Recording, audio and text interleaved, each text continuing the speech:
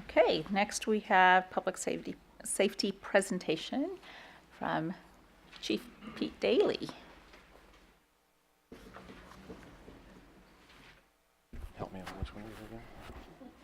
Okay. Good evening, Mayor Didball, members of the City Council. I'm here before you tonight for my semi-annual presentation regarding the fire department and the status of the fire department. So let's get going. So right off the bat, a couple things have happened since last time I met with you. Is we've actually purchased and received our 2 new apparatus. We received a new engine for Station 2. And we received a new rescue air light unit for Station 1. We were very successful. That came through a subcommittee of about 9 people in our department, all the way from the rank of firefighter to battalion chief, to actually put these specifications together for these 2 pieces of apparatus, and did an outstanding job, not only putting the units together, but being very fiscally responsible and getting exactly what we needed. So as of right now, as of this year, we currently have 3 engines that match the one on the right that are identical, which makes it very easy for us as far as our firefighters knowing where the equipment is, because all the engines are set up exactly the same. And we have a 4th unit that's very similar to this. So 4 out of 5 stations right now are pretty well set as far as new apparatus for quite a long time. The shelf life on these things is about 20 years. So sometimes even a little more than that. We can probably push 25. So about 12 and a half years first out and 12 and a half years in reserve status. You've also seen I brought a couple weeks ago, I brought to council our new hazmat rig. So this is only one of 12 in the state of California. The state of California actually gave us this unit, which is worth about $500,000 to use, equipped it with about $300,000, provided training to our personnel for $250,000, which was about 240 hours of training. And our obligation is that if there's a hazardous materials incident anywhere in the city, we can use that unit anytime we want. And also if there's any type of hazardous materials release where they request us, the state requests us in Northern California, along with Susanville. Susanville is the other hazmat unit that's identical to this here in Northern California. We'll respond with 5 personnel, and it's fully reimbursable 100%, so there's no cost to the city. So it was quite a good deal. So for apparatus, we did very well this year as far as 3 new pieces of equipment that we've added to our fleet. And just on a little side note, let me go back. The rescue on the left, it carries 20 bottles that we can get to at the scene. So at the scene of an incident, we won't have to travel back and forth to replace the air in our breathing apparatus. It actually carries bottles on there for that, and also carries 2 what we call H tanks, which are very large air bottles on the top. They're concealed, you can't see them, they're up top, and it has a booster system on it so that we can actually fill bottles at the scene as well. So this is part of a whole network. So each one of our fire stations has cascade systems to keep our bottles current so they can stay in their district. So we actually make the air at Station 7, I'll show you here in a minute how we do that. Then we keep it, we transport the air into this unit. We can go to any fire station and fill all the cascade systems and also take air to the scene.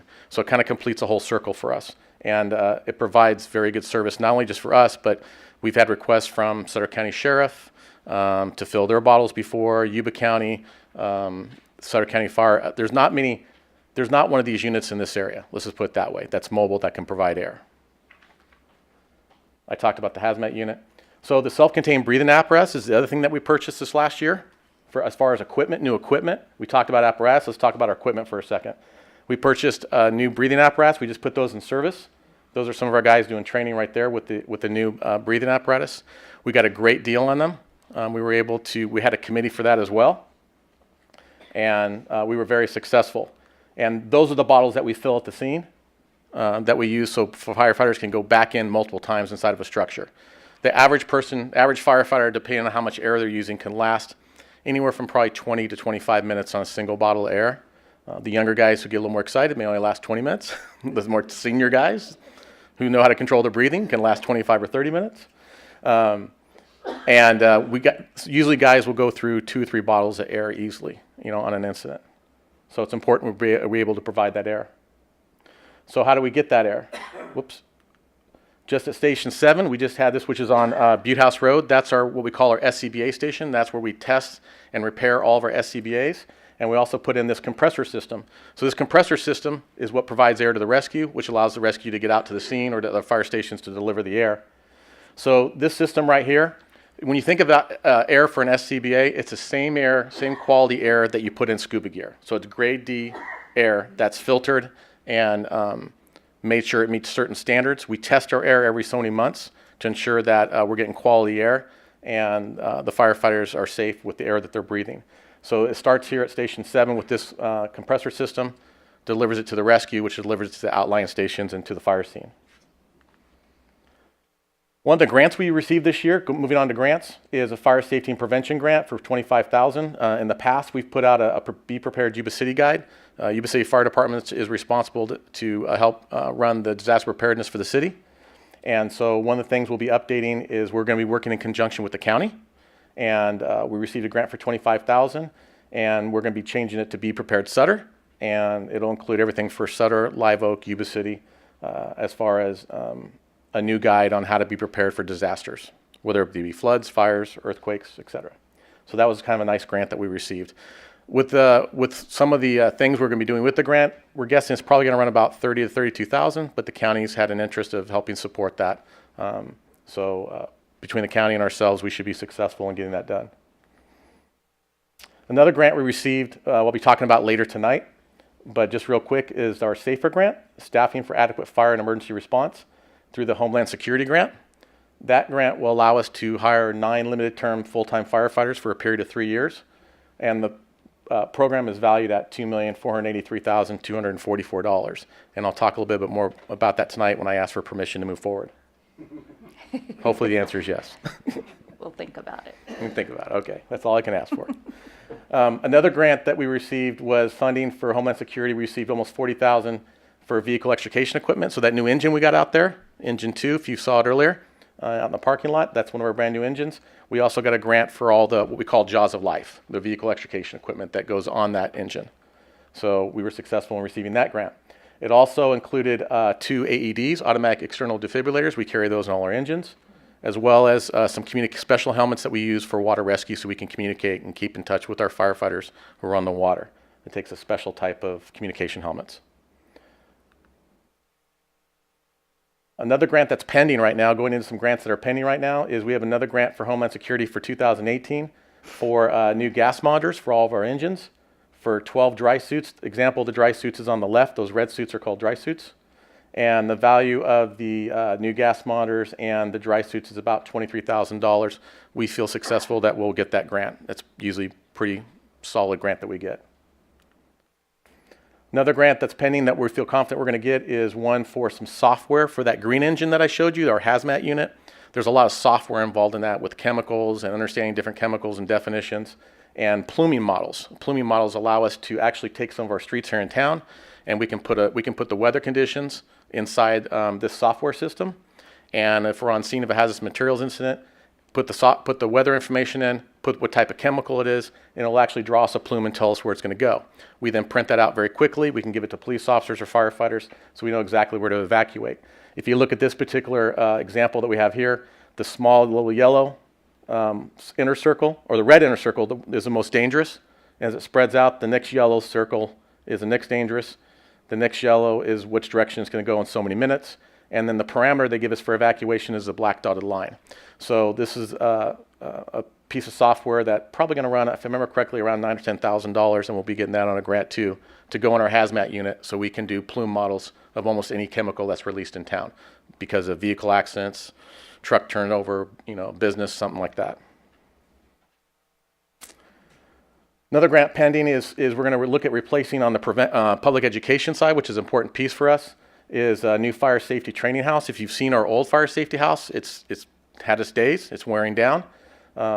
We put in a grant for that. That particular fire safety house allows us to teach kids about cooking hazards, electrical safety, fire extinguisher usage, smoke alarms, fire safety and escape planning. It's actually a house that they go into. It's a trailer, and we teach them how to crawl. We teach them what to do when the alarm goes off. That creates smoke inside, and it creates an environment. The kids love it. It's a pretty healthy grant. We're hoping we get it. The grant will probably be about close to $100,000 if we're successful. A couple facilities projects we're working on. Station 1, we're in the process of having RRM design. We've hired them to their staff to create a preliminary site plan for Station 1. which is going to start taking a look at development, elevations, layout, primary construction, budget, those type things. Station 1's our oldest station. It's well over 50 years old. It's reached its life expectancy. This will be a rather large project, and so right now we're just getting the preliminary data on it for this year, so we can plan appropriately. Station 2 is our other facility projects. Station 3, 4, and 7 are doing fine right now. They're doing really well. We've done some remodeling to the other stations, but Station 2, we do have money in the budget, and we're working on that project.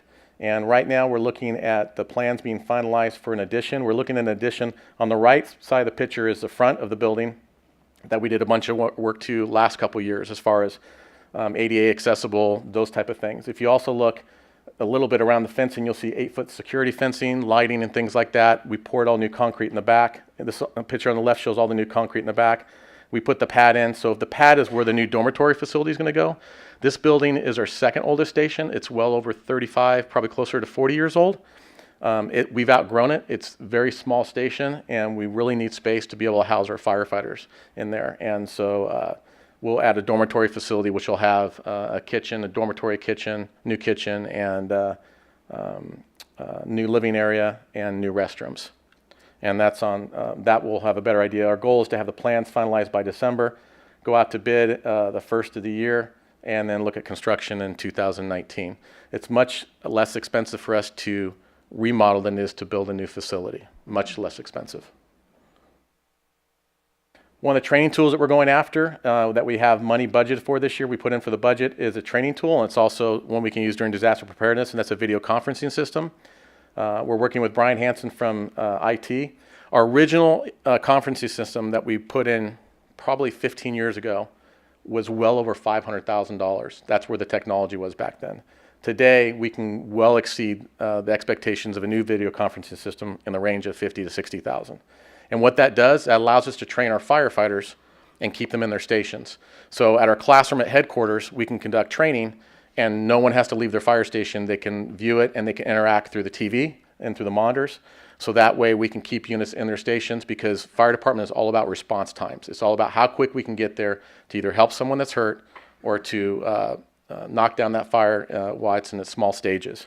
And we can't do that if we're all at Station 1 all the time. So we need to be in our stations to do that, to cover our districts. A couple quick things as I close out will be some of the instances we responded to this last year. Yuba City Fire Department, we respond to the car fire, which is in the old Mount Shasta area. This was a picture that we took when one of the heads was starting to come over the ridge on 299, and it was quite an event.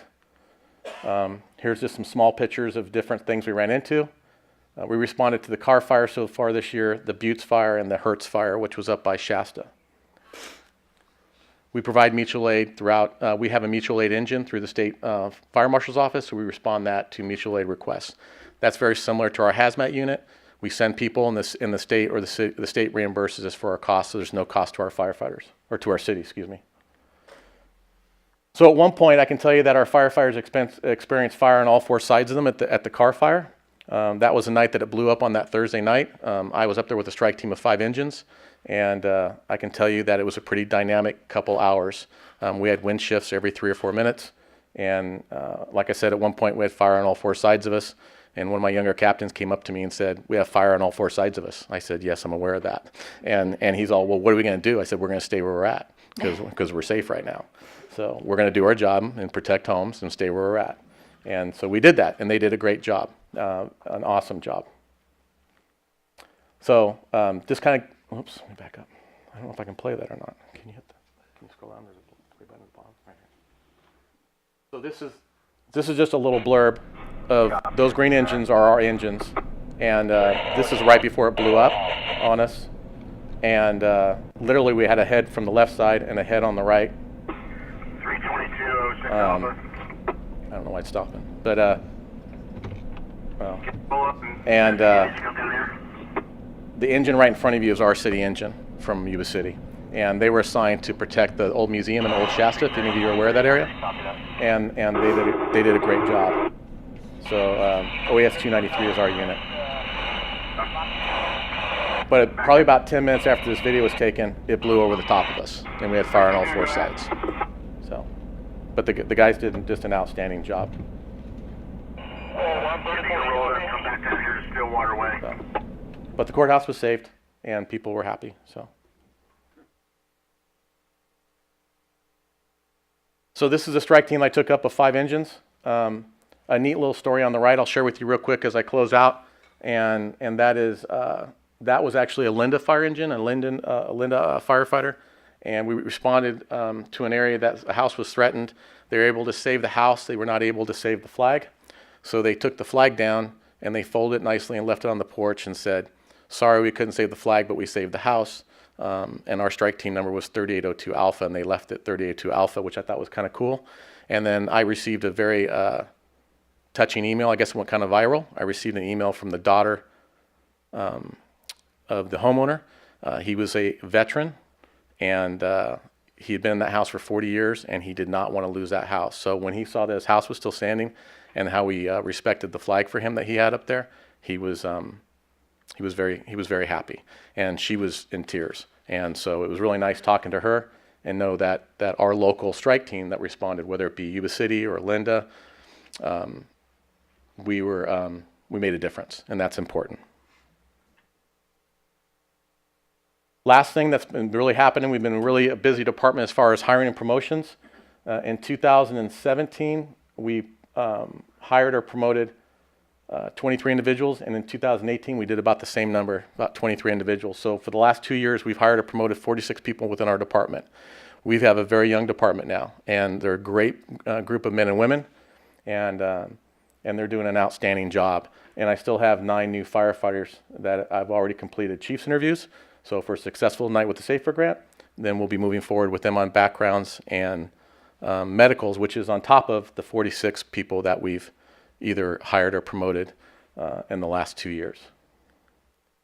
So that's what Yuba City Fire Department's doing. I'll be happy to take any questions. Thank you very much. Any questions or comments? No?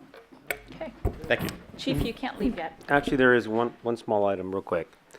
So, more of a comment. So, Chief, you would say that while it is difficult usually, and I've watched you go after all these grants and talk to us about them and the efforts, while it is very stressful and difficult to get the funding put together, you have been very successful and made sure that also our firefighters are the best equipped and the best trained in this whole area.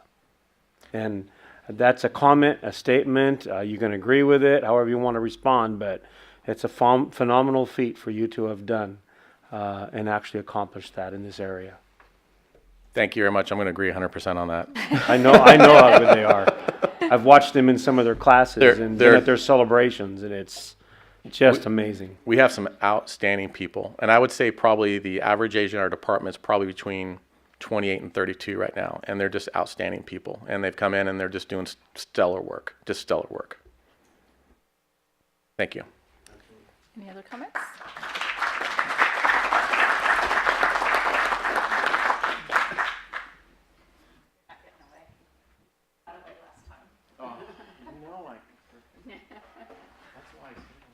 Yeah, exactly. So we got you this time. Okay. All right. So Yuba City personnel, as Chief Daly just mentioned, assisted with the car fire. At the last council meeting, council recognized the Yuba City personnel that did assist with the car fire. Chief Daly was unable to attend as he was still out there with the other fires. So tonight, we are going to take this opportunity to recognize our chief as well. The car fire began on July 23rd, 2018 and grew from 40,000 to 80,000 in 24 hours, which is equal to 28 acres per minute, or about a football field every 3 seconds. The fire created its own weather system, erratic and gusty winds. The fire burned approximately 230,000 acres. Yuba City Fire Chief Police Daly and was the strike team leader for a team composed of 5 OES Type 1 engines from Yuba City Fire, Linda Fire Protection District, Willows Fire, Quincy Fire, and the Peninsula Fire. The strike team was actively involved in the firefight to save the homes and structures, just as described earlier in the report. So we're going to now recognize, therefore, it is resolved that I, Preet Didball, Mayor of City of Yuba City, and on behalf of the entire City Council, hereby commend Chief Pete Daly for his leadership, bravery, support, and outstanding dedication to assist the fight against the car fire. We sincerely urge all residents of Yuba City to join me in recognizing Chief Daly for his hard work and efforts battling the car fire, the 6th most destructive fire in California history. So thank you very much.